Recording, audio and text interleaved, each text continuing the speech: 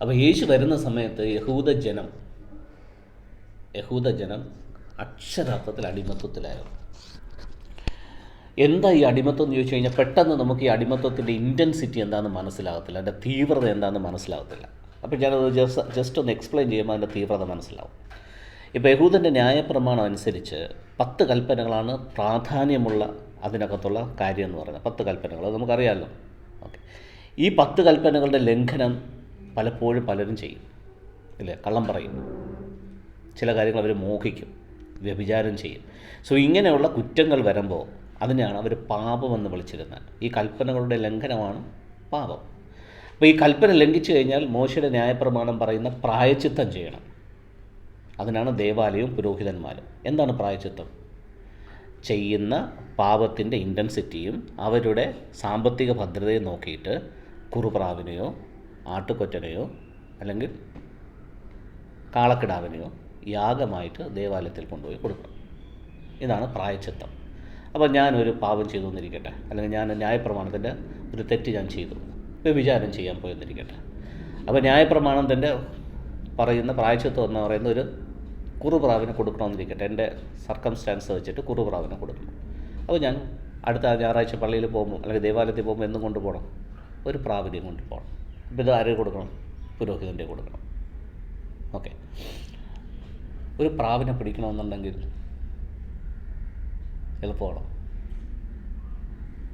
ഇപ്പോൾ സാധാരണപ്പെട്ട ഒരു വ്യക്തിക്ക് പറയുമ്പോൾ എളുപ്പമാണ്, ഒരു പ്രാവിനെ കൊണ്ടുപോകുക എന്ന് പറഞ്ഞാൽ പറയുമ്പോൾ എളുപ്പമാണ്. പക്ഷെ ഒരു പ്രാവിനെ പിടിക്കണമെന്നുണ്ടെങ്കിൽ ബുദ്ധിമുട്ടാണ്. പ്രാവിനെ പിടിക്കാൻ എളുപ്പമൊന്നുമല്ല. അപ്പോൾ സാധാരണക്കാർക്ക് അത് പറ്റില്ല. അപ്പോൾ പുരോഹിതന്മാരെന്ത് ചെയ്യും? പുരോഹിതന്മാർ നടത്തുന്ന ഒരു ഷോപ്പുണ്ട് അവിടെ പ്രാവിന് ലോകത്തില്ലാത്ത വിലയുമാണ്. അപ്പോൾ ഞാനൊരു പ്രാവിനെ വാങ്ങിക്കണമെന്നുണ്ടെങ്കിൽ എനിക്ക് പിടിക്കാൻ പറ്റത്തില്ല, എനിക്ക് പിടിക്കാനായിട്ടുള്ള ബുദ്ധിമുട്ടുള്ളതുകൊണ്ട് ഞാൻ നേരെ ഇവിടെ പോകും, പുരോഹിതന്മാർ നടത്തുന്ന കടയിൽ പോയി അവിടെ നിന്നൊരു പ്രാവിനെ മേടിക്കും. ഇത് ഞാൻ പുരോഹിതന്മാർ നടത്തുന്ന കടയിൽ നിന്നോടെ എഴുതി വെച്ചിട്ടില്ല, അതിൻ്റെ പിന്നിൽ പ്രവർത്തിക്കുന്ന പുരോഹിതന്മാരായിരിക്കും, ഫ്രണ്ടിൽ നടക്കുന്ന വേറെ ആൾക്കാരായിരിക്കും. സോ അവിടെ ചെന്നിട്ട് ഒരു പ്രാവിനെ മേടിക്കുകയാണെങ്കിൽ നല്ല എന്ത് കൊടുക്കണം? കാശ് കൊടുക്കണം. അപ്പോൾ കാശ് കൊടുത്ത് അവിടെ നിന്ന് പ്രാവിനെ മേടിച്ച് പുരോഹിതന്മാരെ കൊണ്ടു കൊടുക്കുമ്പോൾ യാഗം നടത്തും. വലിയ കുഴപ്പമില്ല പ്രാവായതുകൊണ്ട്. ഓക്കെ, പക്ഷേ അടുത്ത പ്രാവശ്യം ഞാൻ വീണ്ടും വേറൊരു പാപം ചെയ്യുകയാണ്, ഇച്ചിരി വലിയ പാവമായിപ്പോയി. അപ്പോൾ അതിന് പ്രായശ്ചിത്തം നോക്കുമ്പോഴത്തേക്ക് ആട്ടുകൊറ്റന് കൊടുക്കണം. ഒരാട്ടുകൊറ്റനെ മേടിക്കണമെന്നുണ്ടെങ്കിൽ ചെറിയ എമൗണ്ടൊന്നും പോരാ. അപ്പോൾ പെട്ടെന്ന് എൻ്റെ കയ്യിൽ ഒരു ആട്ടുകൊറ്റനെ മേടിക്കാനായിട്ട് എന്തുണ്ടാകത്തില്ല? കാശുണ്ടാകത്തില്ല. അപ്പോൾ പാവം ചെയ്തും പോയി. അപ്പോൾ അടുത്ത ദേവാലയത്തിൻ്റെ ശുശ്രൂഷകളിലും യഹൂദന്മാരുടെ ആചാരാനുഷ്ഠാനങ്ങളിലൊക്കെ പങ്കുചേരണമെന്നുണ്ടെങ്കിൽ എന്നെ അതിനകത്ത് ഉൾപ്പെടുത്തണമെങ്കിൽ ഞാൻ എന്ത് ചെയ്തിരിക്കണം? ഈ യാഗം കഴിച്ചാലേ എന്നെ അവർ പിന്നെ ബാക്കി കാര്യങ്ങൾ ഉൾപ്പെടുത്തത്തുള്ളൂ, ഇല്ലെങ്കിൽ എന്നെ മാറ്റി നടത്തും. അപ്പോൾ പെട്ടെന്ന് എൻ്റെ കയ്യിൽ കാശില്ലാത്തതുകൊണ്ട് ഞാൻ എന്ത് ചെയ്യും? എന്തെങ്കിലുമൊക്കെ ജോലികളൊക്കെ ചെയ്ത് അധ്വാനിച്ച് മിച്ചം പിടിച്ച് അതിനകത്തുനിന്ന് ഒരു ആട്ടുകൊറ്റനെ മേടിച്ചിട്ട് എവിടെ കൊണ്ടു കൊടുക്കും? ദേവാലയത്തിൽ കൊണ്ടുകൊടുക്കും. അപ്പം ഒന്നും സങ്കല്പിക്കുക, ഞാനൊരു നല്ലൊരു ആട്ടുകൊറ്റനെ മേടിച്ചു. ആട്ടുകൊറ്റനെ മേടിക്കുമ്പോഴത്തേക്ക് കുറേ കണ്ടീഷനുണ്ട്. ആദിജാതനായിരിക്കണം, ഊനമില്ലാത്തതായിരിക്കണം. ഇങ്ങനെയൊക്കെയുള്ള കണ്ടീഷൻ അനുസരിച്ച് എന്ത് ചെയ്യാവൂ?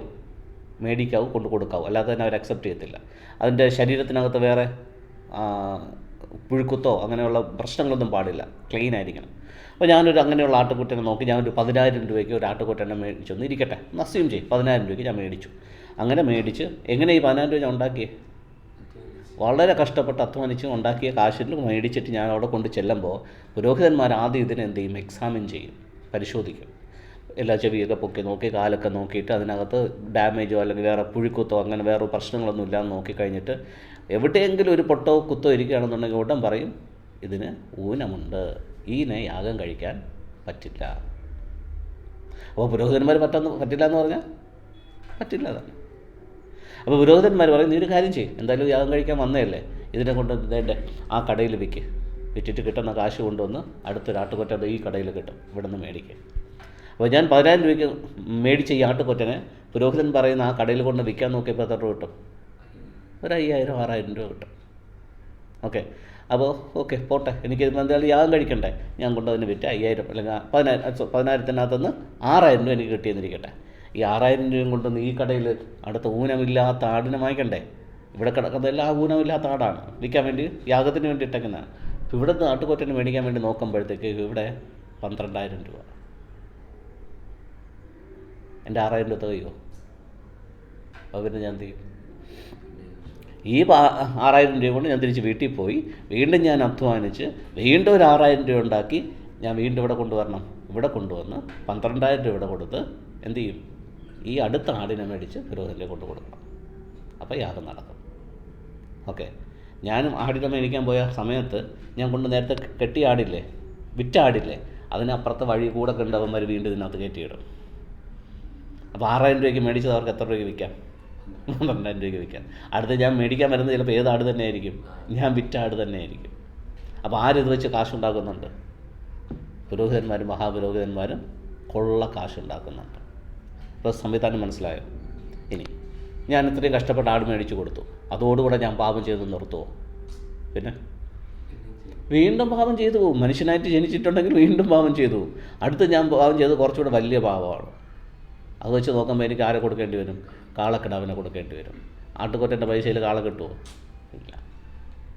അപ്പോൾ ഒരു പരിധി കഴിയുമ്പോൾ എനിക്ക് ഈ പറയുന്ന പ്രായച്ചിത്തം ചെയ്യാൻ പറ്റാത്തൊരവസ്ഥയിലേക്ക് ഞാൻ വരും. കാര്യം എന്താ? എനിക്ക് കാശില്ല ഇത് മേടിച്ച് കൊടുക്കാനായിട്ട്. കാശുണ്ടാക്കണമെങ്കിൽ അത്രയും കഷ്ടപ്പെട്ട് ഞാൻ ചെയ്യണം. അപ്പോൾ എൻ്റെ കുടുംബത്തെ നോക്കാൻ എനിക്ക് പറ്റത്തില്ല. അപ്പോൾ ഞാൻ അവസാനം എന്ത് ചെയ്യും? മടുത്തിട്ട് പ്രായച്ചിത്തം ചെയ്യുന്നത് ഞാനങ്ങ് നിർത്തും. നിർത്തി കഴിയുമ്പോഴത്തേക്ക് പിന്നെ എന്നെ അവന്മാരുടെ എന്തെങ്കിലും കാര്യത്തിന് ഉൾപ്പെടുത്തുമോ? പള്ളി കയറ്റത്തില്ല, സിനഗോഗുകളിൽ പോകാൻ പറ്റില്ല, അവരുടെ ആചാരാനുഷ്ഠാനങ്ങളിൽ പങ്കെടുക്കാൻ പറ്റില്ല. അപ്പോൾ ഞാൻ ആരായിട്ട് മാറി? പാപിയായിട്ട് മാറി. അവർ ലേബൽ ഒട്ടിക്കും പാപി. അപ്പോൾ പാപികൾ താമസിക്കേണ്ട സ്ഥലങ്ങൾ വേറെയുണ്ട്, അവിടെ പോയി താമസിച്ചോളണം. അല്ലെങ്കിൽ ഒറ്റയ്ക്ക് പോയി താമസിക്കാം, അല്ലെങ്കിൽ കുടുംബത്തോട് പോയി താമസിക്കാം. അങ്ങനെ പാപികൾ താമസിക്കുന്ന സ്ഥലമാണ് ബൈബിളിൽ എഴുതിയിരിക്കുന്ന ബഥാന്യ, നസറേത്ത്, ഇങ്ങനെയുള്ള സ്ഥലങ്ങൾ. ആ പോക്കറ്റിലെല്ലാം താമസിക്കുന്ന ആരാ? പാപികളാണ്. ആ സ്ഥലങ്ങളെയാണ് പാതാളം എന്ന് വിളിക്കുന്നത്. കാരണം ഈ ദേവാലയം ഇരിക്കുന്ന ഒരു കുന്നിൻ്റെ മുകളിലാണ്. അപ്പോൾ ഇങ്ങനെയുള്ള ആൾക്കാർ, യഹൂദന്മാരും ലേവ്യ പുരോഹിതന്മാരും അങ്ങനെയുള്ള മതവക്താക്കളെല്ലാം താമസിക്കുന്ന എവിടെയാണ്? ആ ദേവാലയ പരിസരത്ത് കുന്നിൻ്റെ മുകളിലാണ്. ബഥാനിയൊക്കെ എവിടെയാണ്? ഇങ്ങനെ താഴെയാണ്. ബഥാനിയ, നസ്രേത്ത്, അതെല്ലാം ഇങ്ങനെ താഴ്വാരത്തിലാണ്. സോ അവിടെ നോക്കുമ്പോഴത്തേക്ക് ഇതെന്തുവാ? പാതാളമാണ്. ഓക്കെ, പിടികിട്ടിയോ? സോ ഈ കൺസെപ്റ്റ് നമ്മൾ മനസ്സിലാക്കിയില്ലെങ്കിൽ ബൈബിളിനകത്തുള്ള കാര്യങ്ങളെ നമുക്ക് ഗ്രഹിക്കാൻ പറ്റില്ല, വേറെ രീതിയിലായി പോകും. സോ ഈ ജനങ്ങളെല്ലാം അപരിഷ്കൃതരായ ജനങ്ങളെപ്പോലെ പാപികളെന്ന് ലേബൽ ചെയ്ത് ഒന്നിനും ഉൾപ്പെടുത്താതെ അവരെ നികൃഷ്ട ജീവികളാക്കി കണ്ടിരുന്ന സ്ഥലമാണ്. യേശു കൂടുതലും പ്രവർത്തിച്ചത് എവിടെയാണ്? ഇങ്ങനെയുള്ള പോക്കറ്റുകളിലാണ്. ബഥാനിയിൽ, നസ്രയത്തിൽ ഇങ്ങനെ പാപികൾ താമസിക്കുന്ന, പാപികളെന്ന് മുദ്ര കുത്തിയ ആൾക്കാർ താമസിക്കുന്നിടത്താണ് യേശു പ്രവർത്തിക്കുന്നത്. ഓക്കെ, അപ്പോൾ യേശുവിൻ്റെ ദൗത്യം എന്താ? ഇങ്ങനെയുള്ള പാപികളെന്ന് മുദ്ര കുത്തിയ, സ്വാതന്ത്ര്യമില്ലാതെ ജീവിക്കുന്ന, ദേവാലയത്തിൽ പോകാൻ പറ്റാതെ, അവരുടെ ആചാരാനുഷ്ഠാനങ്ങളിലും ഉത്സവങ്ങളിലും പങ്കെടുക്കാൻ പറ്റാതെ ഔട്ട്കാസ്റ്റ് ചെയ്യപ്പെട്ടിരിക്കുന്ന ഇത്തരത്തിലുള്ള വ്യക്തികളെ എന്തു ചെയ്യുക? സ്വാതന്ത്ര്യത്തിലേക്ക് കൊണ്ടുവരിക എന്നുള്ളതായിരുന്നു ആരുടെ ദൗത്യം? യേശുവിൻ്റെ ദൗത്യം. ഇപ്പോൾ കാര്യം ഏകദേശം പിടികിട്ടി വരുന്നുണ്ടോ?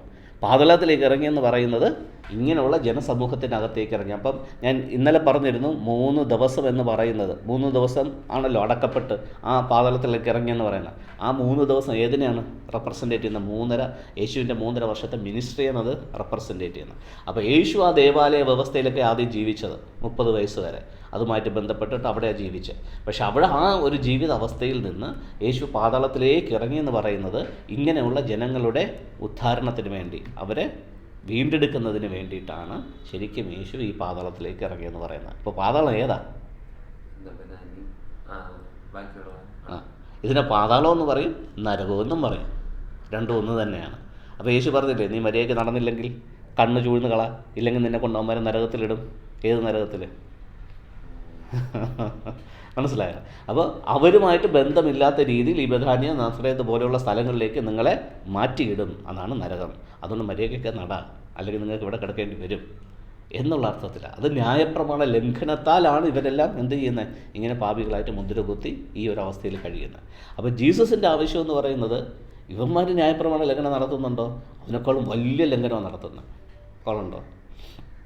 അതിനേക്കാളും വലിയ ലംഘനം നടത്തുന്നത് ഇല്ലേ? മോഷ്ടിക്കരുതെന്ന് ബൈബിൾ ന്യായപ്രമാണത്തിൽ പറഞ്ഞിട്ടുണ്ട്.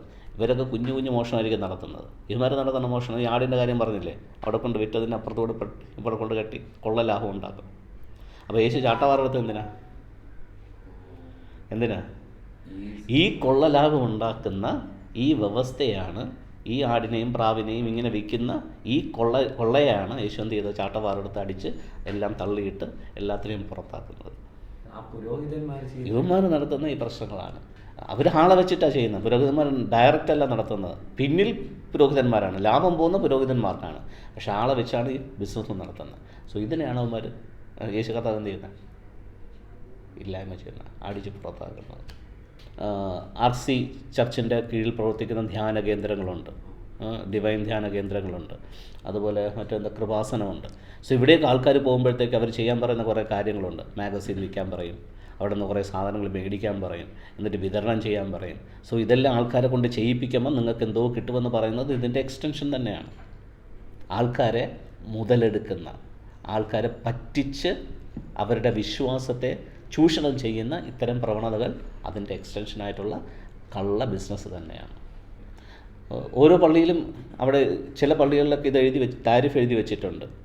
മരിച്ചവർക്ക് വേണ്ടി പ്രാർത്ഥിക്കുന്നതിന് എത്ര രൂപ, കുടുംബത്തിന് വേണ്ടി. ഇപ്പോൾ ക്ഷേത്രങ്ങളിൽ വഴിപാട് എഴുതി കാണിക്കുന്നതിൻ്റെ ഇത് വെച്ചിട്ടുണ്ട്. ഇന്ന വഴിപാടിന് എത്ര രൂപ, വഴിപാടിന് എത്ര രൂപ, ഇന്ന പൂജയ്ക്ക് എത്ര രൂപ എന്നൊക്കെ ലിസ്റ്റ് എഴുതിയിട്ടുണ്ട്. ഇതുപോലെ പള്ളികളിലുമുണ്ട്. അപ്പോൾ ഇതെല്ലാം ജനങ്ങളുടെ വിശ്വാസത്തെയാണ് അവർ ചൂഷണം ചെയ്ത് കാശുണ്ടാക്കുന്നത്. അത് അന്നത്തെ അതേ കാര്യത്തിൻ്റെ എക്സ്റ്റൻഷൻ തന്നെയാണ്.